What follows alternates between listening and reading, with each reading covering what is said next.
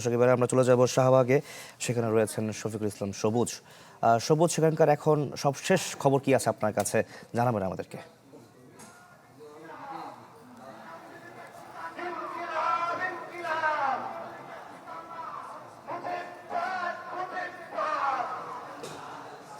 সবশেষ খবর হচ্ছে, ঘড়ি দিয়ে যদি হিসেব করি তাহলে 5 ঘন্টা ধরে কিন্তু রাজধানীর শাহবাগ মোড়ে ঢাকা বিশ্ববিদ্যালয়ের শিক্ষার্থী, নানা শিক্ষা প্রতিষ্ঠানের শিক্ষার্থী, মাদ্রাসার শিক্ষার্থীরা, বিভিন্ন শ্রেণী পেশার মানুষ তারা অবস্থান রয়েছে তাদের। বলা হচ্ছে এটি শোক মিছিল, যে শোক মিছিল থেকে শরীফ ওসমান হাদির যে মৃত্যু হয়েছে, তাকে যে হত্যা করা হয়েছে, এই হত্যাকাণ্ডের প্রতিবাদ করছেন তার বন্ধু সহযোদ্ধারা।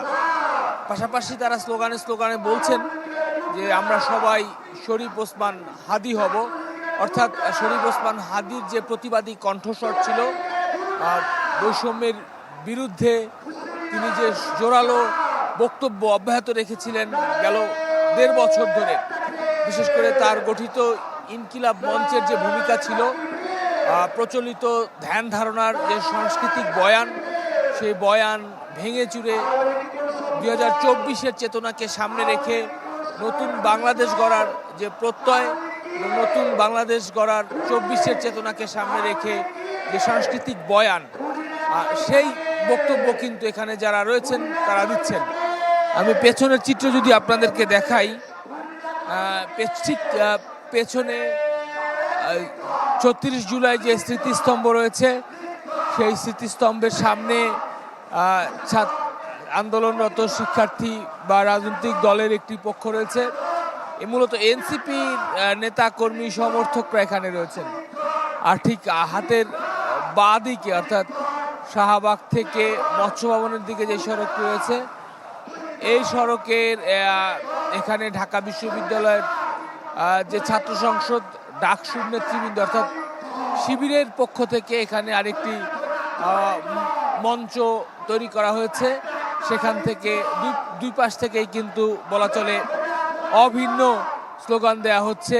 তারা শরীফ ওসমান হাদির এই হত্যাযজ্ঞের পেছনে আওয়ামী লীগকে দায়ী করছেন এবং তারা বলছেন যে সরকারের নিকট দাবি জানাচ্ছেন। পাশাপাশি ভারতের উদ্দেশ্যে তারা বলছেন যে ভারতে শরীফ ওসমান হাদির কে যারা খুনের সাথে জড়িত, তারা বাংলাদেশে তাদেরকে না ফেরত দেওয়ার আগ পর্যন্ত এই চলমান কর্মসূচি চলবে।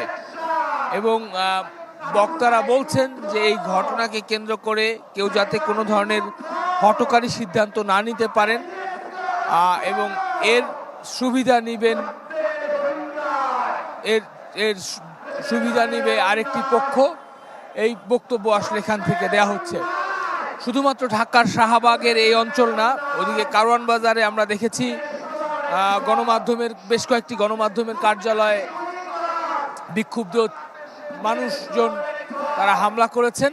কিন্তু তাদের উদ্দেশ্যে কিন্তু এই শাহবাগকে চত্বর থেকে বারবারই বলা হচ্ছে, যারা হাদির এই মৃত্যুকে কেন্দ্র করে সহিংসতা কিংবা গোলযোগ ভাঙচুর করছেন, এই শান্তিপূর্ণ যে কর্মসূচি, সেই কর্মসূচি বিঘ্নিত হচ্ছে। পাশাপাশি চট্টগ্রামেও সংঘর্ষের ঘটনা ঘটেছে। ঠিক এই মুহূর্তে রাজধানীর ধানমন্ডি 32 নম্বরে শেখ মুজিবুর রহমানের যে বাসভবন রয়েছেন, সেই বাসভবনের অবশিষ্ট কিছু অংশ রয়েছে, তা ঘুরিয়ে দেওয়ার জন্য বুলডোজার নিয়ে যাওয়া হয়েছে।